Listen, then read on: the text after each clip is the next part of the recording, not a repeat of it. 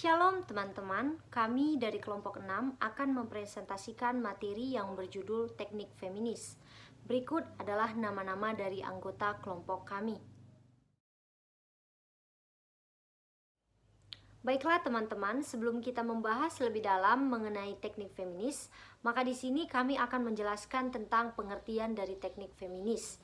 Sebelumnya kita akan memulainya dari pengertian gender, yang dimana gender ini dapat dilihat secara luas sebagai isu multikultural, di mana gender dapat dilihat sebagai masalah budaya bersama, baik itu dari kaum agama, baik itu juga dari orientasi seksual, usia, dan situasi sosial ekonomi. Ada banyak pengertian dan pandangan tentang gender, di mana gender menyediakan cara untuk melihat kekuasaan dan pengaruhnya terhadap hubungan individu, baik di tempat kerja maupun di lembaga pendidikan. Tetapi pada pembahasan ini akan membahas bagaimana teknik feminis atau terapi feminis di tengah-tengah kehidupan masyarakat. Maka di sini pada dasarnya terapi feminis telah memasukkan banyak variabel seperti etnisitas dan kelas sosial ke dalam teori terapi feminis. Terapi feminis telah menekankan pentingnya tindakan sosial dan pemberdayaan klien mereka, di mana selain menggunakan teknik psikoterapi khusus untuk terapi feminis berdasarkan teori lain. Penekanan pada aksi sosial dan pemberdayaan klien ini mencerminkan bagaimana pandangan yang diringkas sebagai orang yang politis, di mana orang yang mengakui adanya pengaruh institusi sosial dan politik pada individu. Maka dari sini jikalau kita membahas dan berbicara mengenai feminis, yang dimana perspektif feminis menawarkan pendekatan yang unik untuk memahami peran yang perempuan dan laki-laki dengan beragam identitas sosial dan pengalaman yang telah disosialisasikan untuk menerima dan membawa pemahaman ini ke dalam proses terapeutik. Pada bagian ini kita akan membahas mengenai sejarah perkembangan dari teknik feminis sendiri. Sejarah perkembangan teknik feminis terlihat sangatlah singkat, di mana tidak ada satupun individu yang dapat diidentifikasi sebagai pendiri suatu pendekatan yang mencerminkan feminis di dalam kehidupan. Terapi feminis dikembangkan oleh beberapa terapis feminis yang semuanya memiliki visi yang sama, di mana untuk meningkatkan perawatan kesehatan mental bagi kaum wanita. Awal mula feminisme terbentuk terlihat pada tahun 1800-an dan masuk gelombang pertama. Akan tetapi, gerakan perempuan sudah terjadi pada tahun 1960-an dan ini merupakan gelombang kedua. Pada tahun 1960-an, perempuan mulai menyatukan suara untuk mengekspresikan ketidakpuasan yang didapat mereka dengan sikap membatasi dan juga membatasi peran-peran perempuan tradisional. Hal ini terlihat bahwa kelompok meningkatkan kesadaran di mana perempuan berkumpul untuk berbagi pengalaman dan perspektif mereka, baik itu dalam membantu wanita. Maka dari sini wanita atau individu itu bisa menjadi sadar bahwa mereka tidaklah sendiri. Persaudaraan setiap kaum perempuan dan beberapa layanan yang berkembang dari keinginan kolektif perempuan guna memperbaiki masyarakat, termasuk tempat penampungan bagi perempuan, korban pemerkosaan, dan pusat kesehatan termasuk kesehatan reproduksi perempuan. Maka dari itu, untuk membebaskan setiap perempuan perlu dilakukan konseling pribadi, di mana konseling pribadi ini adalah sebuah sarana yang sah untuk mempengaruhi perubahan.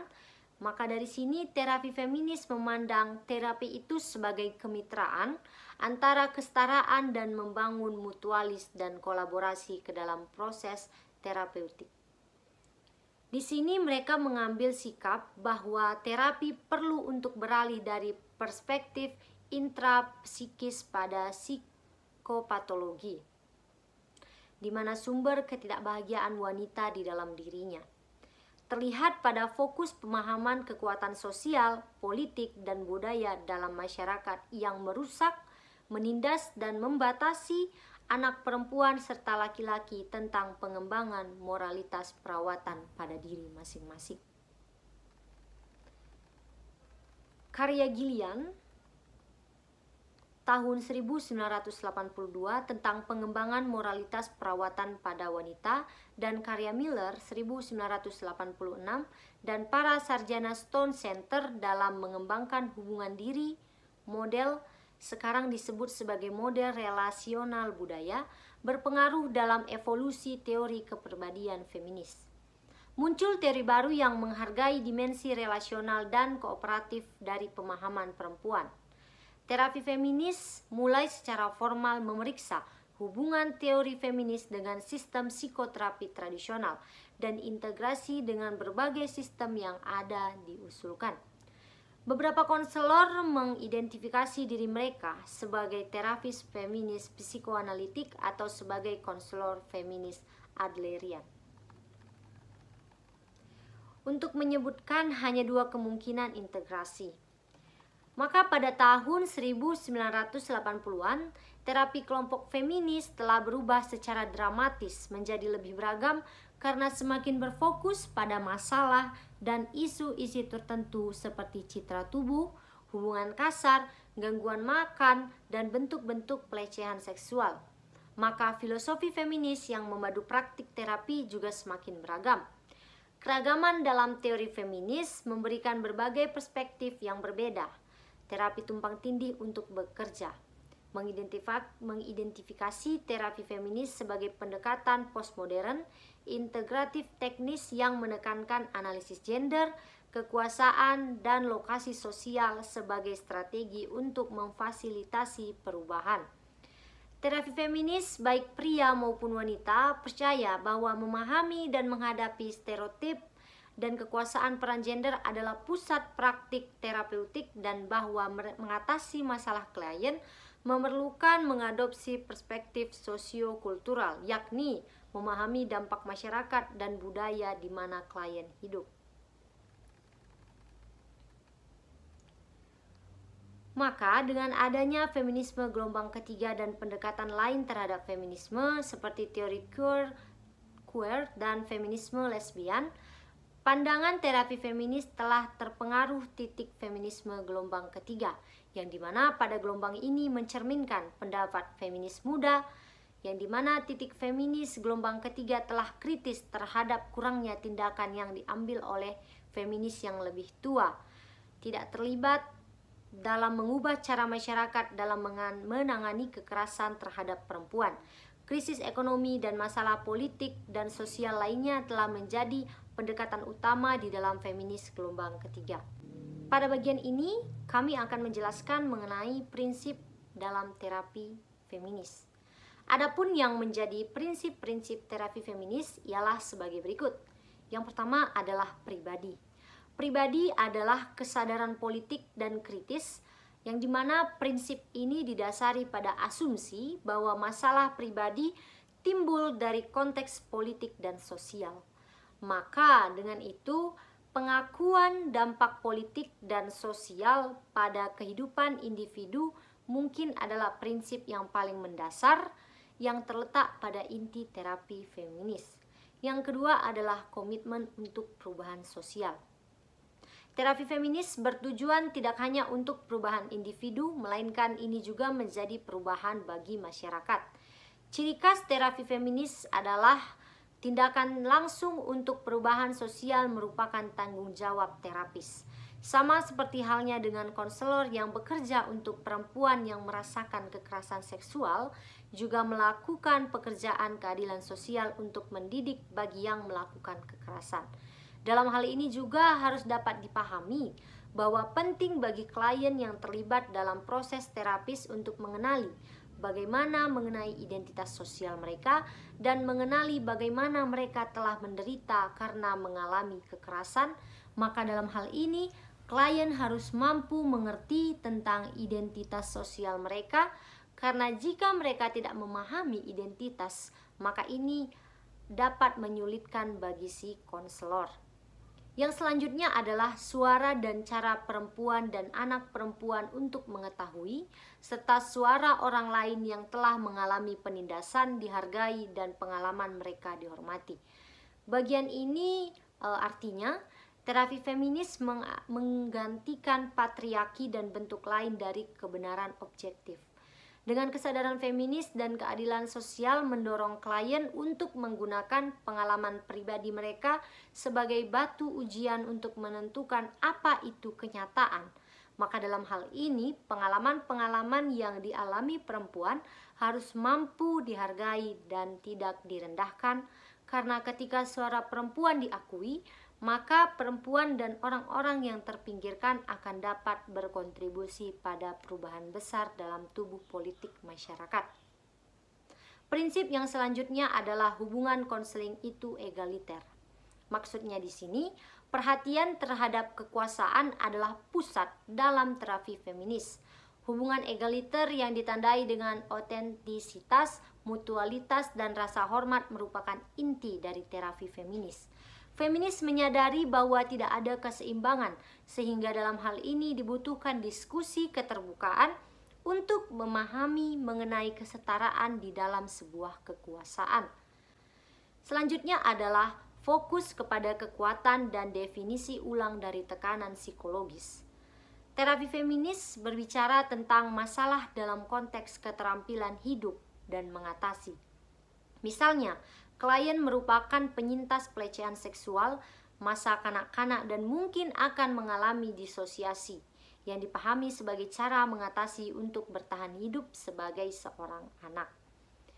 Prinsip yang selanjutnya adalah semua jenis penindasan diakui bersama dengan koneksi di antara mereka. Dalam hal ini, klien harus dapat dipahami dengan baik dalam konteks lingkungan sosiokultural mereka. Praktisi feminis mengakui bahwa ketidakadilan sosial dan politik memiliki efek negatif pada semua orang. Terapis feminis bekerja untuk membantu individu membuat perubahan dalam hidup mereka. Begitu dengan perubahan yang dirasakan oleh masyarakat untuk melakukan perubahan di dalam perubahan sosial. Kami akan menjelaskan bagaimana tujuan dari terapi feminis itu sendiri. Menurut Ains, tahun 2004, bahwasannya tujuan terapi feminis meliputi pemberdayaan, menghargai dan menegaskan keagamaan, berjuang untuk perubahan dan penyesuaian bentuk kesetaraan. Tujuan utama dari terapi feminis ini adalah untuk membantu individu dalam melihat diri mereka sebagai agen aktif atas nama mereka sendiri dan atas nama orang lain. Maka, dengan hal ini, setiap individu mampu mengenali dan merangkum pribadi mereka. Menurut Worrell dan Renmer tahun 2003, yang dimana beliau berpendapat bahwa terapi feminis membantu klien untuk, yang pertama, menjadi sadar akan proses sosialisasi peran gender mereka sendiri.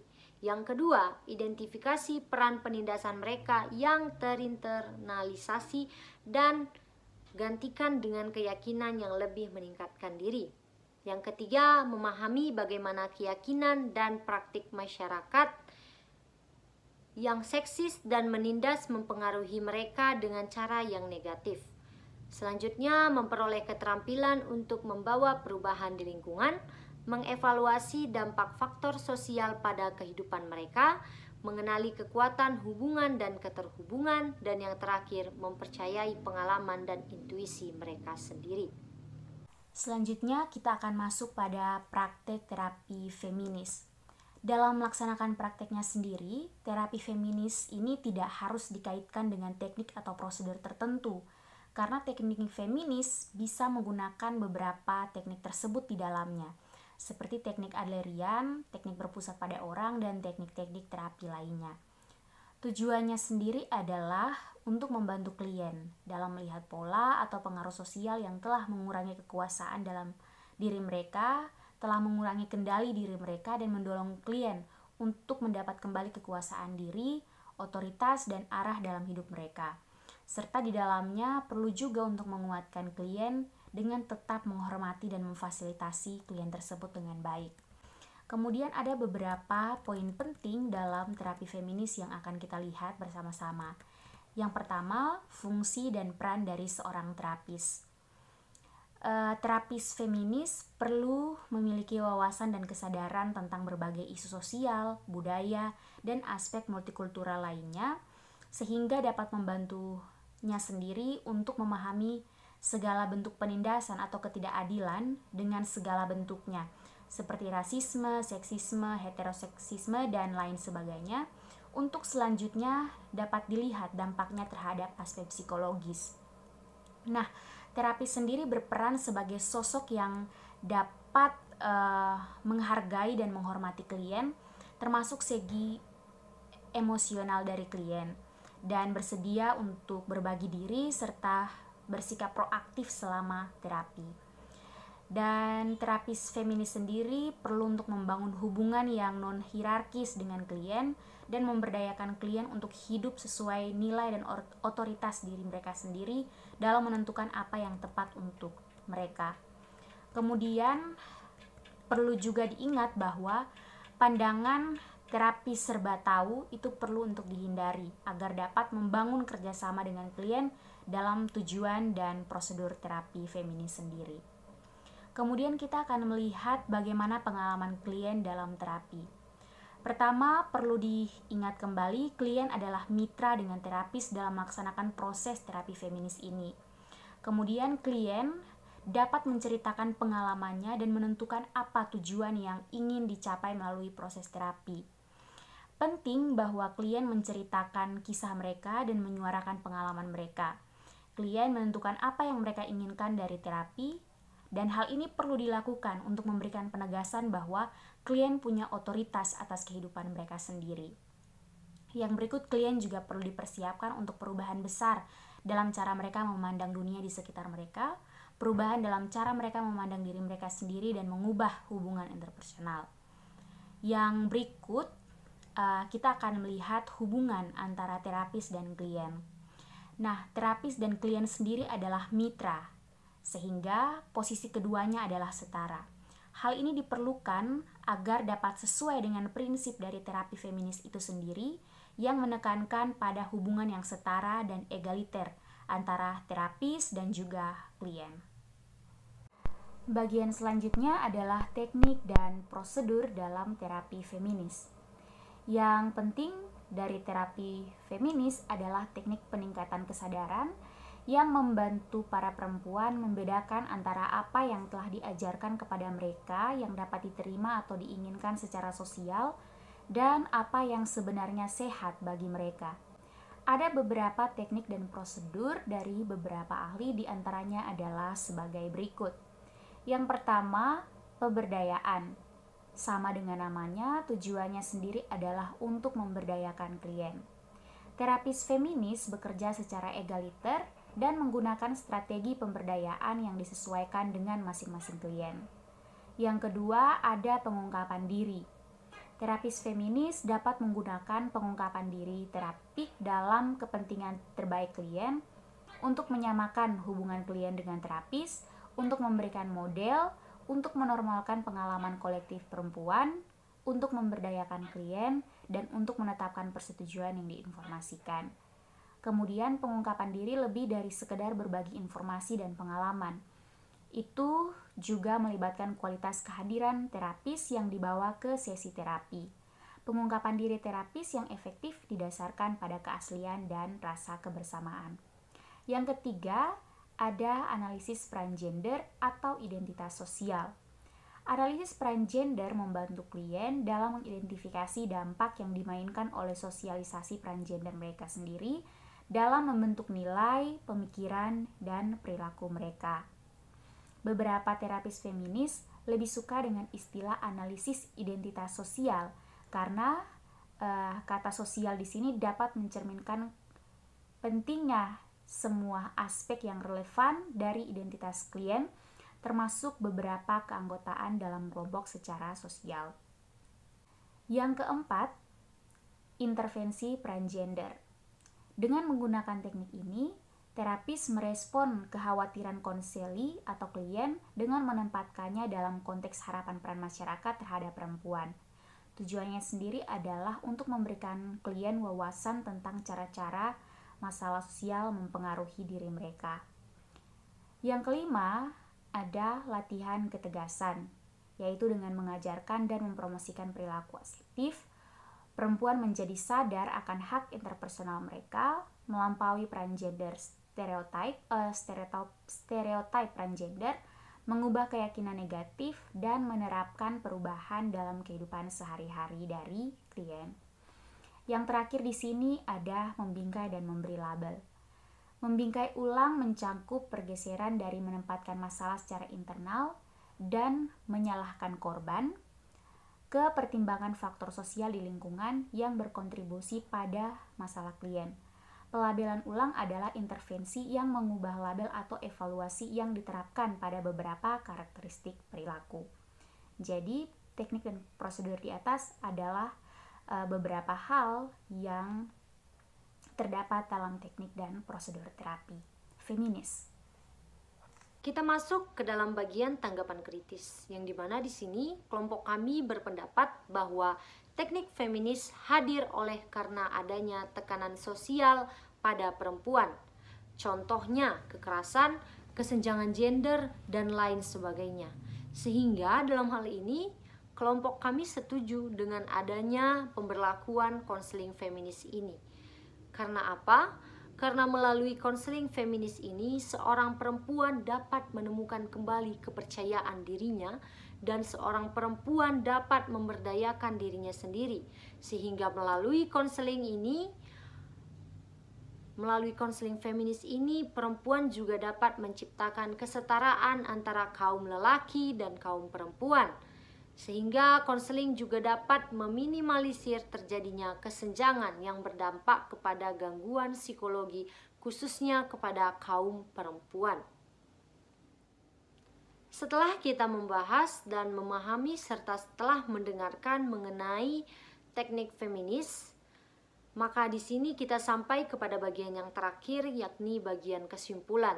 Yang dimana di sini kami dapat menyimpulkan bahwasannya terapi feminis ini merupakan sebuah pendekatan terapi yang memperhatikan ketidakadilan, baik itu dalam aspek sosial, budaya, dan aspek multikultural lainnya yang akhirnya mempengaruhi psikologi seorang klien.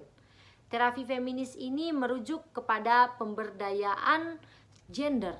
Pemberdayaan tersebut merupakan bentuk tindakan yang menanamkan sikap kesetaraan, sikap egaliter, dan non-hierarkis dalam penerapan terapinya. Maka dari itu, terapi feminis ini berfokus pada isu-isu perempuan, seks, seksualitas, peran gender, dan lain sebagainya. Dalam prakteknya sendiri, memang terapi feminis ini tidak terlalu terikat pada teori tertentu, namun tetap berpatokan pada prinsip dan filosofis feminis itu sendiri. Dan terdapat juga beberapa teknik dan prosedur yang dilakukan terapis kepada kliennya untuk melakukan terapi feminis atau untuk melakukan konseling feminis. Sekian presentasi kami, terima kasih.